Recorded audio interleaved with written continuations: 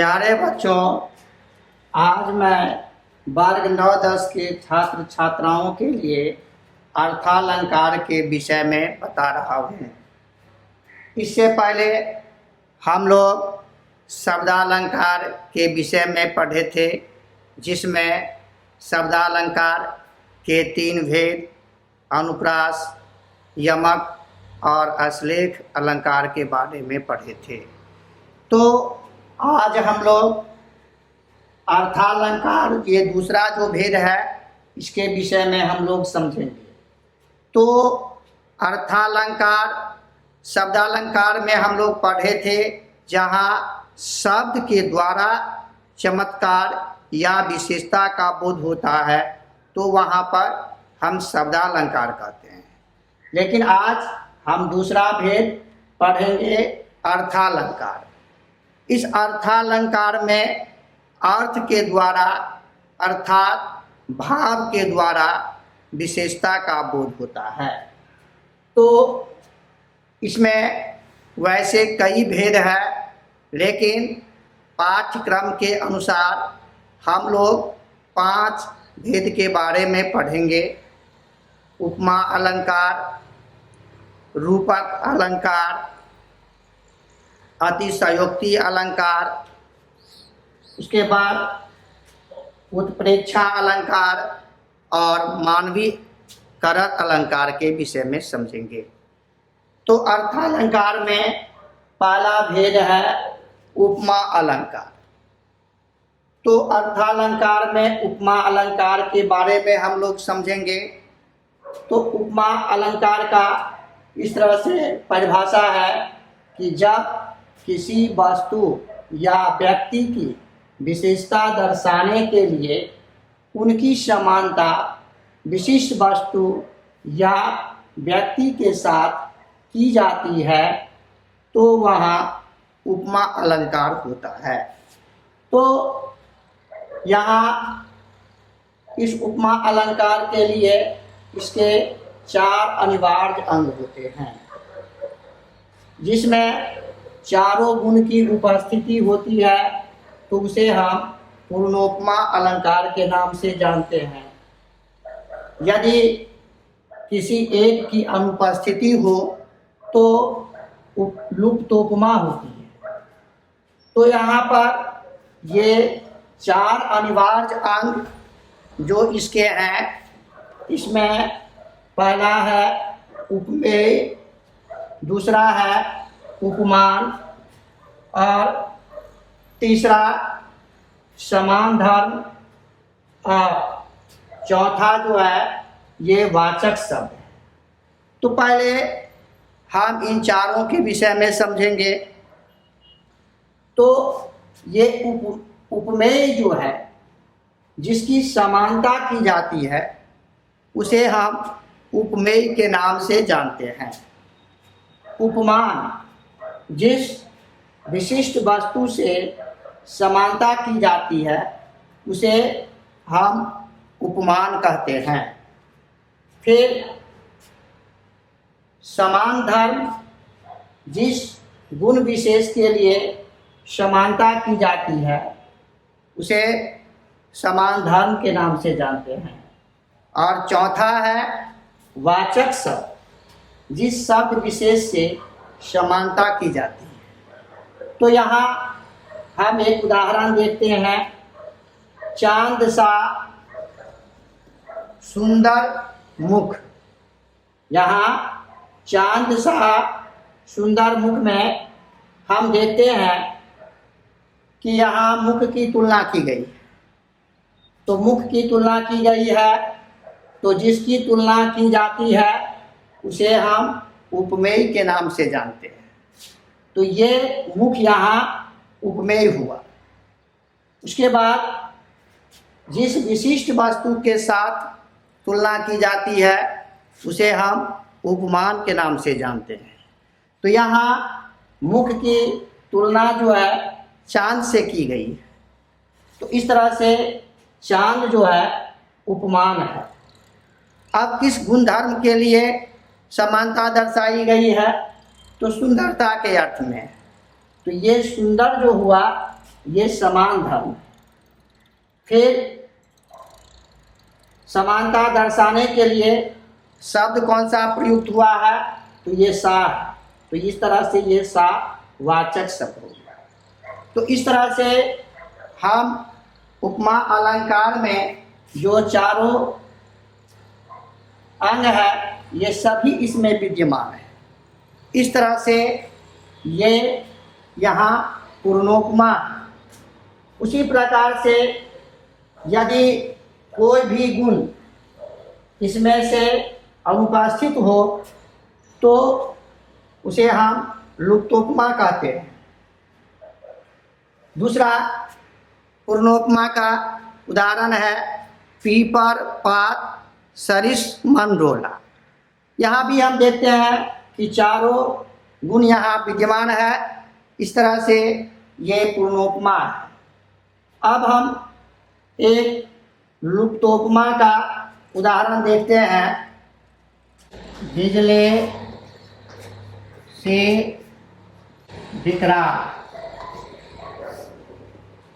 तो यहाँ पर कौन परिथि ये नहीं दिया गया। इस तरह से इसमें 3 ही गुण मौजूद है। इस तरह से हम इसे लुप्तोपमा के नाम से जानते हैं। जब चारों गुण मौजूद होगा तो उसे हम पूर्णोपमा के नाम से जानते हैं, और यदि कोई भी गुण विद्यमान नहीं हो तो ऐसे में लुप्तोपमा अलंकार हो जाता है। तो यहाँ पर इसमें हम देखते हैं कि कौन परिथि ये नहीं दिया हुआ है। तो इस तरह से ये लुप्तोपमा का उदाहरण हो गया। उसके बाद हम लोग दूसरा भेद जो है इसमें दूसरे भेद के बारे में पढ़ेंगे। तो दूसरा भेद है ये रूपक अलंकार। रूपक अलंकार में इसका परिभाषा हम समझेंगे जहाँ गुण की समानता दर्शाने के लिए, जहाँ गुण की समानता दर्शाने के लिए उपमेय और उपमा, उपमेय और उपमान को अभिन्न कर दिया जाए, को अभिन्न अर्थात एक कर दिया जाए तो रूपक अलंकार होता है। यहाँ यह कल्पित होता है, ये कल्पना किया गया होता है। जैसे मैया मैं तो चंद्र खिलौना ले, तो यहाँ पर चंद्रमा कभी खिलौना नहीं हो सकता है, ये कल्पना किया गया है, यह कल्पित होता है। तो इस तरह का जब कभी भी यह कल्पित रूप आए तो वहाँ हम रूपक अलंकार के नाम से इसे जानते हैं। इसके बाद जो है तीसरा भेद उत्प्रेक्षा के बारे में समझेंगे। उत्प्रेक्षा अलंकार, जहाँ उपमेय और उपमान, जहाँ उपमेय और उपमान की समानता के कारण, की समानता के कारण उपमेय में उपमान की, उपमेय में उपमान की संभावना, संभावना व्यक्त की जाए, संभावना व्यक्त की जाए, वहाँ उत्प्रेक्षा, वहाँ उत्प्रेक्षा अलंकार होता है। इसके वाचक शब्द होते हैं, इसके वाचक शब्द हैं मनु, मानो, मनु, मानो, जनहु, जानो आदि। यदि काव्य पंक्ति में हम कहीं भी देखते हैं कि मनु लगा है, मानो लगा है, जनऊ लगा है, जानो लगा है, तो हम समझ जाते हैं कि यहाँ पर ये उत्प्रेक्षा अलंकार है। जैसे उदाहरण है, कहती हुई यो उत्तरा के नेत्र जल से भर गए, नेत्र जल से भर गए, हिमके कणों से पूर्ण मानो, हिमके कणों से पूर्ण मानो हो गए पंकज नए, पूर्ण मानो हो गए पंकज नए। यहाँ हम देखते हैं कि मानो लगा हुआ है। इस तरह से ये स्पष्टता जो है उत्प्रेक्षा अलंकार। उसके बाद